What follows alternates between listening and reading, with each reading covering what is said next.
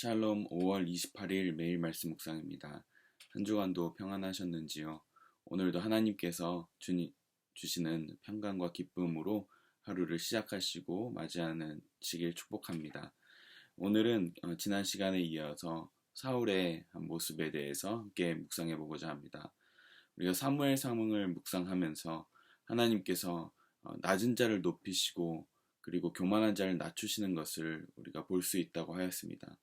오늘 이 사울의 모습은 지난 시간에 겸손하였던 모습을 높이셨던 하나님을 우리가 묵상하였지만 오늘은 동시에 하나님께서 높여주셨지만 그로 인하여 교만해진 사울의 모습, 그리하여서 하나님께서 그를 낮추시는 그 모습을 볼 수 있습니다.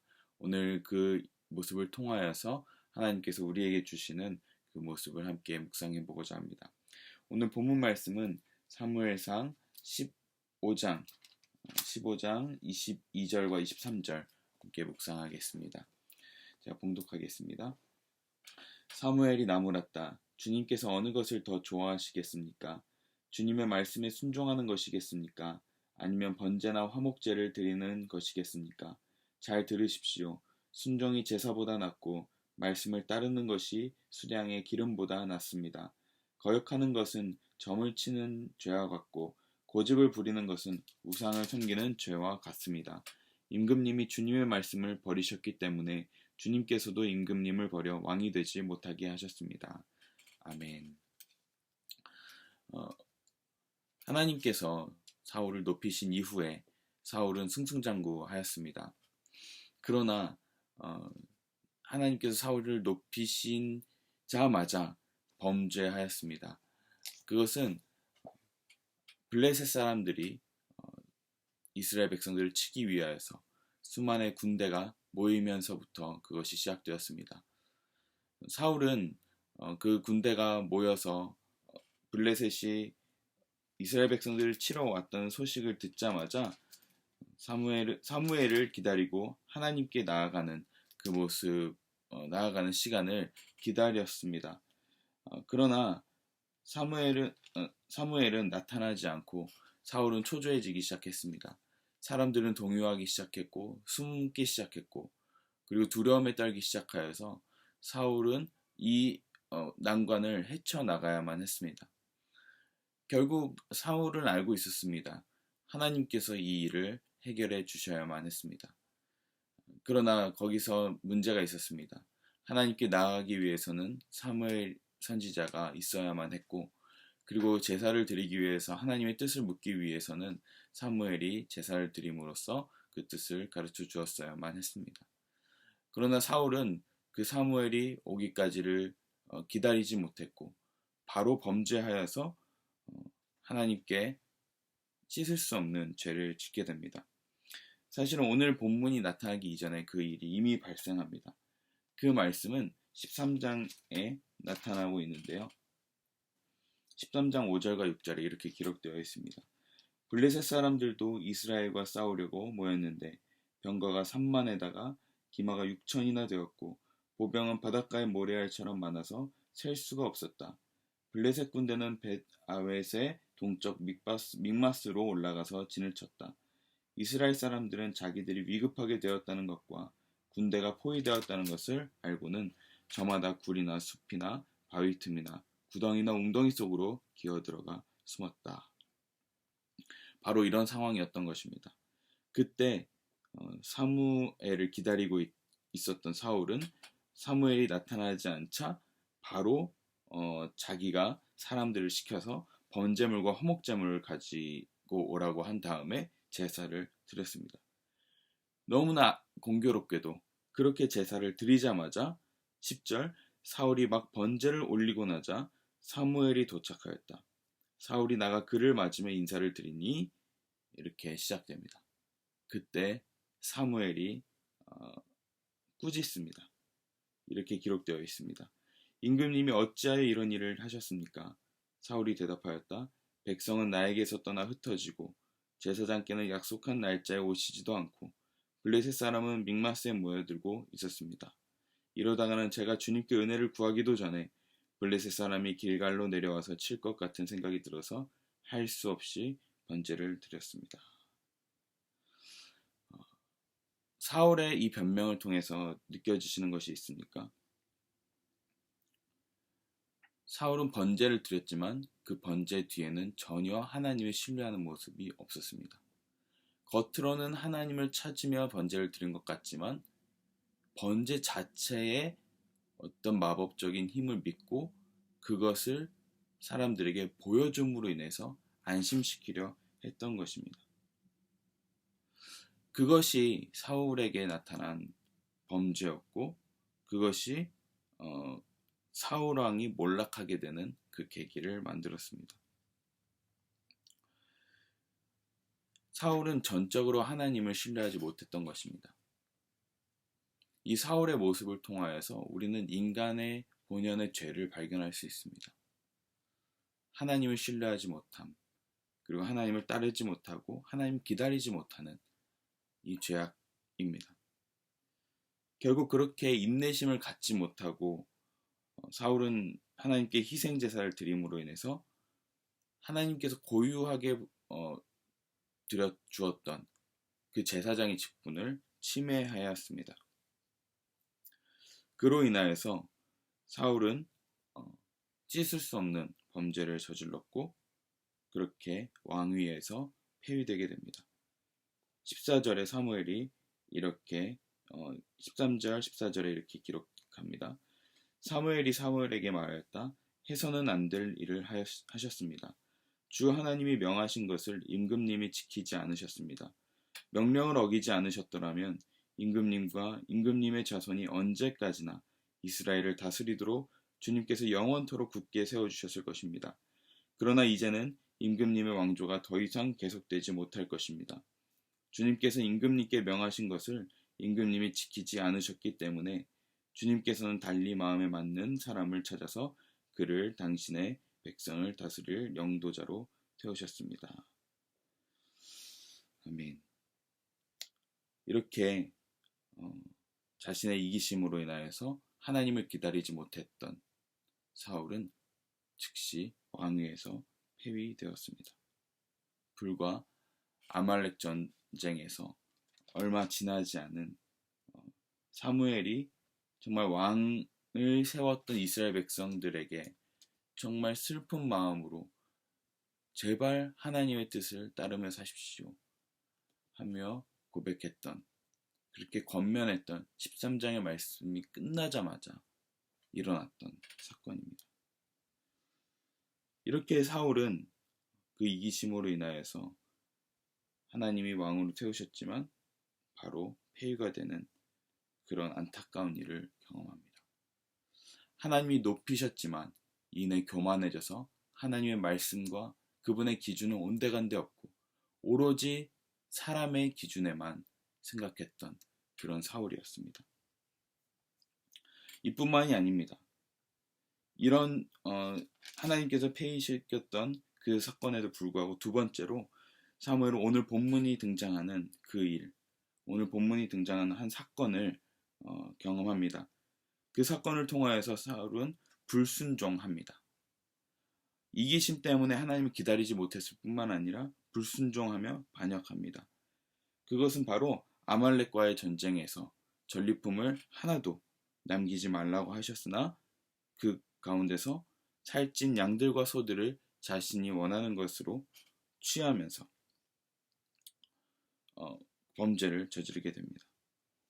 이 사건으로 인하여서 하나님께서 이런 표현을 하십니다. 사무엘상 15장 11절에 이렇게 기록되어 있습니다. 주님께서 사무엘에게 말씀하셨다. 사울을 왕으로 세운 것이 후회된다. 그가 나에게서 등을 돌리고 나의 명령을 따르지 않는다. 그래서 사무엘은 괴로운 마음으로 밤새도록 주님께 부르짖었다. 하나님께서 결국에는 이런 표현을 쓰시게 되었습니다. 사울을 왕으로 세운 것을 후회된다. 하나님께서 후회하는 마음이 들었다고 합니다. 얼마나 정말 마음이 아프셨으면 후회한다는 표현까지 하셨을까요? 후회한다는 이 표현은 원어적으로 봤을 때 하나님께서 전지전능하지 않다는 표현이 아니라 이 단어는 위로하다라는 표현에서 왔는데요. 그 위로하다는 표현의 마음속에 깊은 실망감, 정말 영어로 be sorry, 정말 미안한 마음, 정말 마음에 어떻게 할 수 없는 마음, 그로 인하여서 누군가를 위로하고 누군가를 보살피고 보듬는 그런 표현으로 쓰였던 단어입니다. 그런데 이 후회라는 단어로 딱 두 번 쓰입니다. 바로 오늘 사울의 왕으로 세운 것을 후회한다는 것. 그리고 또 한 표현은 어딜까요? 바로 노아의 시대 때 사람들의 마음이 악하고 그리고 죄로 가득했던 그 마음을 보시면서 내가 사람을 지은 것을 후회한다 했던 표현과 동일한 단어가 쓰였습니다. 이 하나님께서 후회한다는 표현이 딱 두 번 등장하는데 바로 오늘 사울을 왕으로 세운 것, 그리고 사람을 창조한 것, 이것을 후회한다는 표현입니다. 이 후회한다는 표현 통해서 우리가 알 수 있는 것이 무엇입니까? 바로 사울의 범죄는, 사울의 이 모습은 바로 인간 본연의 죄악을 꼬집고 있다는 점입니다. 그 죄악이 무엇입니까? 바로 하나님 없이 살 수 있다는 그 죄악입니다. 하나님께서 말씀으로 제사장에게만 부여했던 그 권한을 가져간 것, 그리고 하나님의 말씀대로 순종하지 않고 자기의 이익을 취득하려고 했던 마음들. 결국 사울의 왕의 몰락은 그 자기 자신의 이기심과 불순종, 이 두 가지로 인해서 결국 왕위에서 폐위됐을 뿐만 아니라 하나님께 버림받게 되었다는 것입니다. 노아의 홍수도 마찬가지 아니겠습니까? 사람들의 마음이 악함이, 정말 그 죄악이 가득한 모든 것들, 하나님 없이 살고 불법과 악한 행위들이 가득했던 그 모습을 보시고서 하나님이 탄식하셨던 모습, 그것이 동일한 모습이었던 것입니다. 결국 사울은 겉으로는 하나님을 찾는 것 같았지만, 겉으로는 하나님의 말씀을 따르는 것 같았지만 그 내면에는 사람을 쫓는 마음, 그리고 이기심을 가지고 자신을 세우고자 했던 마음이 있었던 것입니다. 결국 하나님이 높이셨지만 이는 교만해져서 하나님의 그 권위는 온데간데 없고 단지 여론만 잠재우기 위해서 하나님이 이용했던 그 사울의 모습, 순식간에 몰락했던 사울의 모습을 통해서 우리의 죄악을 발견할 수 있습니다. 하나님이 높이셨지만 바로 교만해졌던 사울이었던 것입니다. 우리의 모습은 어떠합니까? 우리는 지금 하나님께 택함받은 자로서 이 땅을 살아가고 있지만 사람에게 좋은 모습을 보이려고 하고 있습니까? 혹은 하나님에게 좋은 모습을 보이려고 하고 있습니까? 오늘 사울의 모습을 통하여서 다시 한번 내 마음의 동기가 하나님을 기쁘시게 하는 사람인지, 혹은 사람의 마음을 기쁘게, 내 마음을 기쁘게 하려는 사람인지 한번 생각해 보았으면 좋겠습니다. 오늘 사울의 모습과는 반대되게 하나님을 기쁘시게 하는 것에 초점을 맞췄던 인물이 있습니다. 그것은 다름 아닌 바울이었습니다. 갈라디아서 1장 10절에 이런 말씀이 기록되어 있습니다. 내가 지금 사람들의 마음을 기쁘게 하려 하고 있습니까? 아니면 하나님의 마음을 기쁘게 해드리려 하고 있습니까? 아니면 사람의 환심을 사려고 하고 있습니까? 내가 아직도 사람의 환심을 사려고 하고 있다면 나는 그리스도의 종이 아닙니다. 아멘. 바울은 갈라디아서 말씀을 통하여서 복음을 전하는 자신의 사명은 사람을 기쁘게 하려고 하는 것이 절대 아니라 오히려 그 예수 그리스도의 복음이 온전히 드러나게 하기 위해서 나는 경쟁심으로 하지 않고 어떠한 방법으로든 하나님께서 높여지시고 하나님의 복음이 전해지기만 하면 나는 만족합니다. 라고 고백하는 이 말씀으로 오늘 갈라디아서 1장 10절을 고백하고 있습니다. 우리도 마찬가지일 것입니다.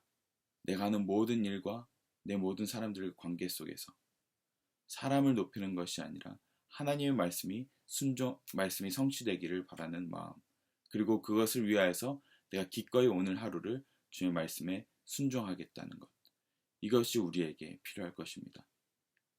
사울은 자신의 상황이 불리해지자 하나님의 말씀은 온데간데 없이 자기 멋대로 제사를 드리고 그리고 자신의 전리품을 취하기 위해서 불순종하여 주의 말씀을 어기는 그런 잘못을 서슴없이 저질렀습니다.